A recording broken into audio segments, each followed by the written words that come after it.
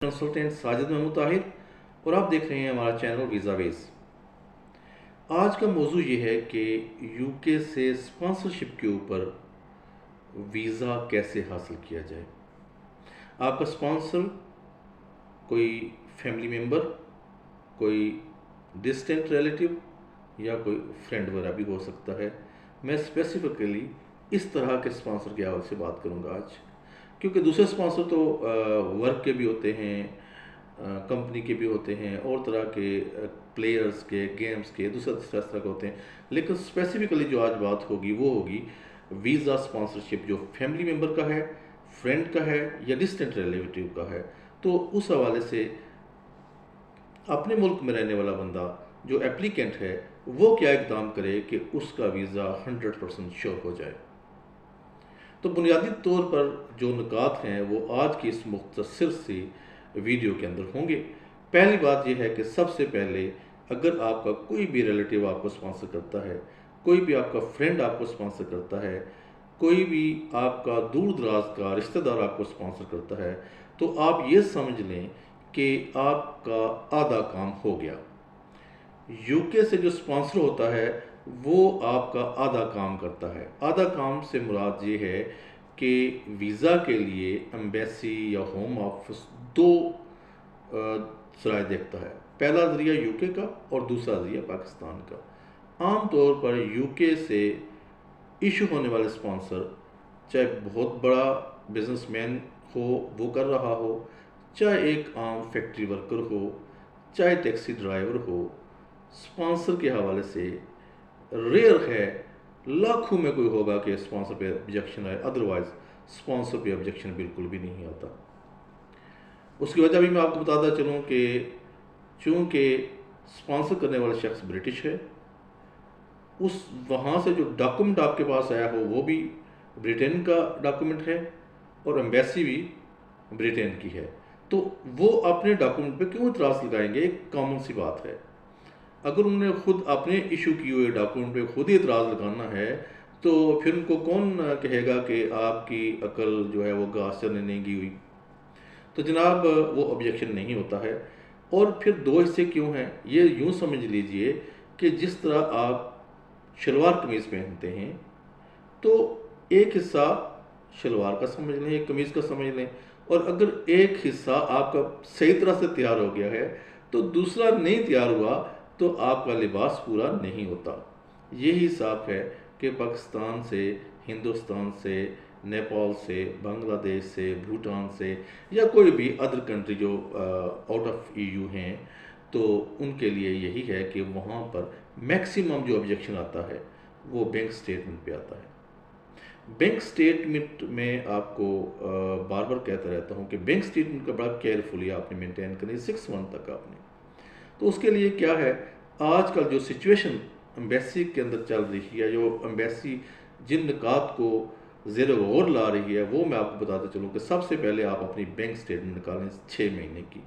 और 6 महीने की जो बैंक स्टेटमेंट है उसमें अगर आपके पास बहुत ज़्यादा 50, 60, 100 पेजेस नहीं हैं, एक पेज या 2 पेज या 3 पेज की बैंक स्टेटमेंट है, तो फिर आपको एक एक एंट्री का हिसाब देना होगा।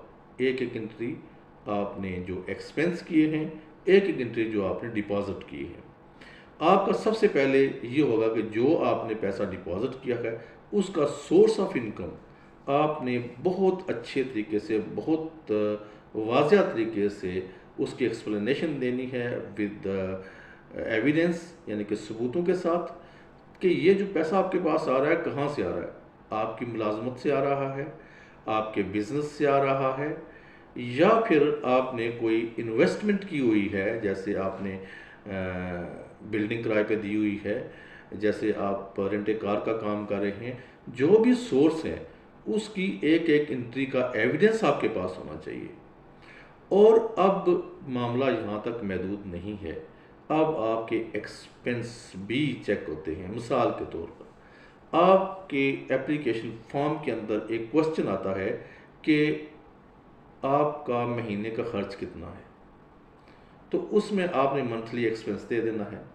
अब आपने फ़र्ज़ करें कि मंथली एक्सपेंस दे दिया कि मेरे घर का जो खर्च है जो मेरी फैमिली समेत मेरा और मेरे चिल्ड्रन का, बच्चों का, किड्स का, स्कूल का सारा अखराजात जो है फ़र्ज़ करें महीने के 70,000 आ जाते हैं। जस्ट मैं एक एग्ज़ाम्पल दे रहा हूँ, 70,000 आ जाते हैं। तो वो एम्बेसी ये देखेगी क्या हर महीने इनका 70,000 निकल रहा है इसमें से, अकाउंट में से। अगर वो निकल रहा है तो वेल एंड गुड। अगर उसमें से 5-7 हज़ार नीचे ऊपर 10,000 हो जाता है तो ये रूटीन मैटर है, इसमें कोई मसला नहीं है। लेकिन अगर अचानक से आप 1.5 लाख रुपये निकाल लेते हैं तो फिर वहीं पे आपको ऑब्जेक्शन आ जाएगा कि आप तो कह रहे थे कि मेरे अखराजात 70,000, तो ये मोर देन डबल कैसे हो गया, 1.5 लाख कैसे हो गया।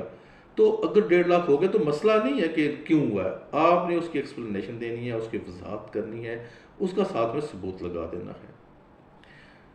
अगर आपने फ़र्ज़ करें कि किसी शादी वगैरह पे एक्सपेंस ज़्यादा कर दिए हैं, आपने वीज़ा जमा कराने के लिए पैसे निकलवा लिए हैं, आपने फ़ीसेस वगैरह निकलवा ली हैं, तो आपके रूटीन के एक्सपेंस से ये एक्सीड कर जाएंगे।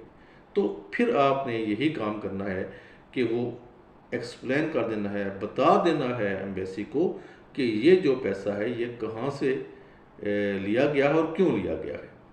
तो वो एक तरह से ये समझ लें कि आपने 6 मंथ्स की बैंक स्टेटमेंट का ऑडिट करना है।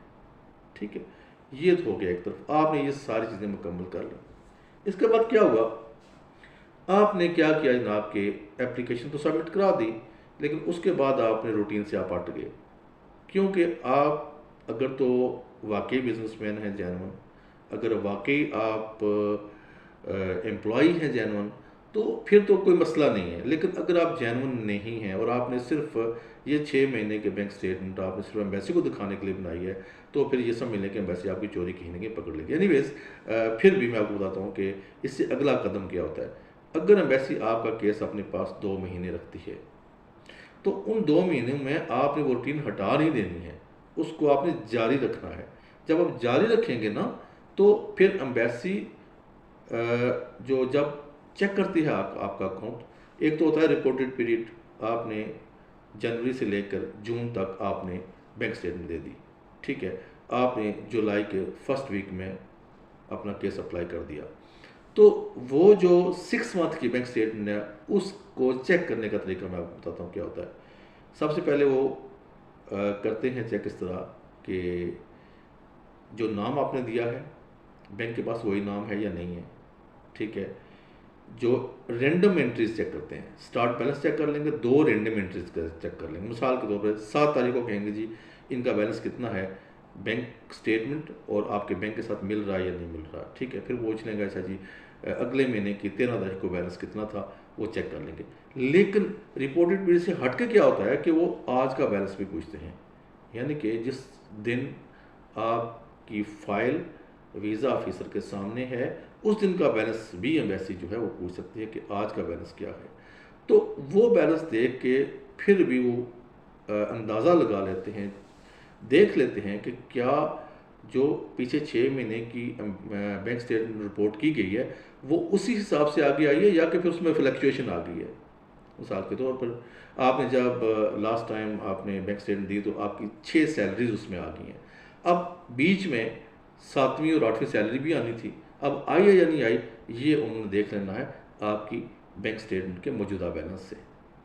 तो अगर आप सिर्फ इस चीज़ को मद्देनज़र रख के सिर्फ एक बैंक स्टेटमेंट अच्छी तरह मेंटेन कर लें, सिर्फ एक बैंक स्टेटमेंट की तमाम एंट्रीज़ की एक्सप्लेनेशन दे दें और सबूतों के साथ दे दें, फिर कोई वजह नहीं है कि एम्बेसी आपका वीज़ा जो है वो रिफ्यूज़ कर दे। उम्मीद है कि आपको आज की फिर इन्फॉर्मेशन जो है वो पसंद आएगी। Thank you so much. अल्लाह निगहबान।